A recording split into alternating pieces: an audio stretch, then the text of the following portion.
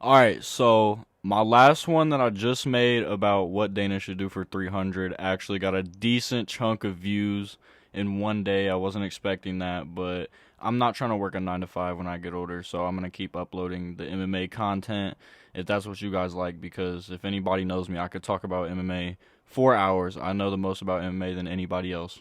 But anyways, in this one, I'm about to predict every fight for UFC 298. I'm actually really good at predicting fights, so what you guys see here is probably what's going to actually happen because I bet on these a lot and pretty good at it. This card is kinda fire, I'm not going to lie. I'm not going to be talking about the prelims or the Alex Hernandez fight because I just don't give a fuck about those ones at all. First fight, we got Henry Cejudo versus Merab. I think this is a great fight on the card. It's a good bantamweight matchup. Who doesn't want to see a dwarf versus a fucking meatball? Because I know I do. This motherfucker right here, Henry Cejudo, was actually a double champion at one time. His downfall was revolutionary. How do you fuck that up? I don't know. How I think this fight is going to go, I think Merab is just going to try to take Cejudo down because he has absolutely no fucking hands whatsoever, as you can see in this clip right here. He's just, oh my god, he actually just took that guy's head off. I take back what I said. I think Merab is going to try to play the hands game the entire fight. And I got Merab because I think he's going to knock Henry Cejudo the fuck out. And fuck Henry Cejudo.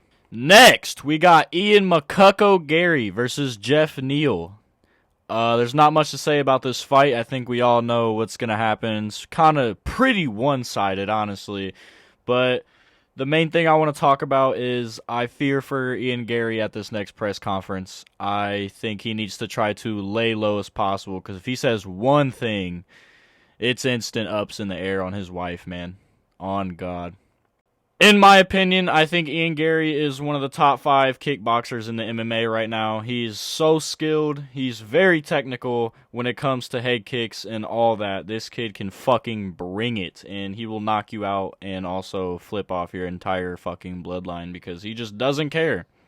But I do want to get one thing straight. I think we can all agree that kid is not fucking his. Look at its face. Look at his face. Completely different skin tones. That kid's not fucking his. This bitch is literally insane for brainwashing one of the best MMA fighters in the game. She does it. She's a pro at it. But that kid's not fucking his. But I think I, as well as everyone else, has Ian Gary winning this fight by fucking knockout. He will be a future champion. Next fight, we got Rob Whittaker versus Paulo Costa. Robbo versus Paulo. I'm actually ready for this fight. I think it's going to be an interesting middleweight matchup. I just want to get into Paulo first, though. Quit fucking missing weight, dude. What is your problem? Quit fucking missing weight. He be missing weight by 20 plus pounds, bro. I don't get how this dude does it. Stop fucking downing roids and just bulking up, because soon you're going to be a fucking heavyweight and you're going to have to fight John Jones. Another thing I want to talk about. Work on your fucking cardio. Why are you always gassed? He's always gassed in every fucking fight. He is lucky he's facing an opponent like this, because he would be getting his fucking head taken off repeatedly. But he did hit some very nice body shots, but I'm just saying, bro, that's not going to work against Robert.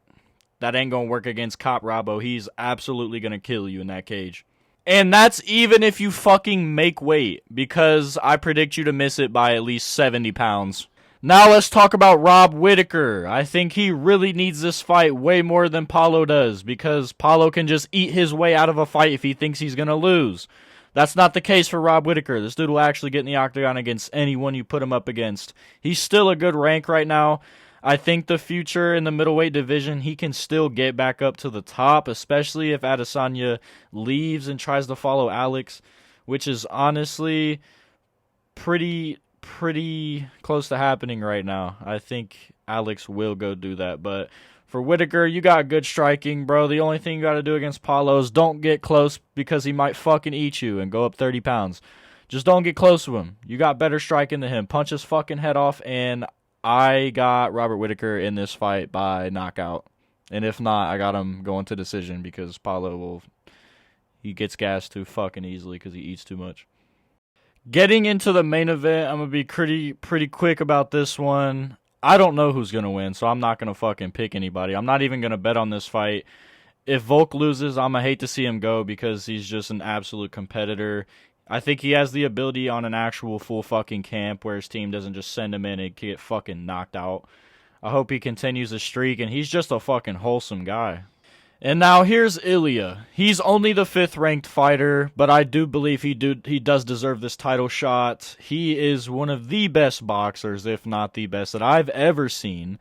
In his entire career in the UFC, he has only thrown a total of 4 kicks, which is absolutely unheard of. This dude is an insane boxer. I don't know where he gets it from, but he's been since birth fighting and training for this moment.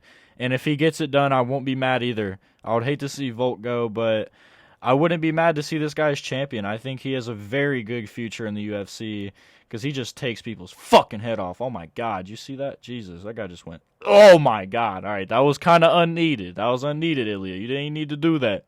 This guy is so confident that he's going to win that he even came out with a movie that is in production right now, and the ending is basically him beating Volk and getting the belt. He's that fucking confident. I just want to say, buddy, if you lose this fight, what is that movie going to be now? Is that just going in your drafts, or like, where's that movie going?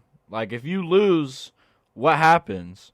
Are you still going to pay the production crew millions of dollars, all the cameramen? Like, are you just going to tell them fuck off because you lost? Or, like, better luck next year? Or I just don't know where he goes with this film if he fucking loses.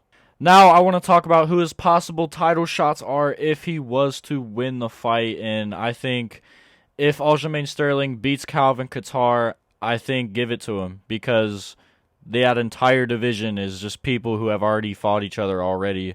So, yeah, I think Aljamain Sterling is a great fit if he actually beats Calvin Kattar, though. If he fucking loses, get that kid out of here. Just go back down to bantamweight and try to fight Sean again, even though he literally slept you. Fucking slept you. This is your last chance, Aljamain.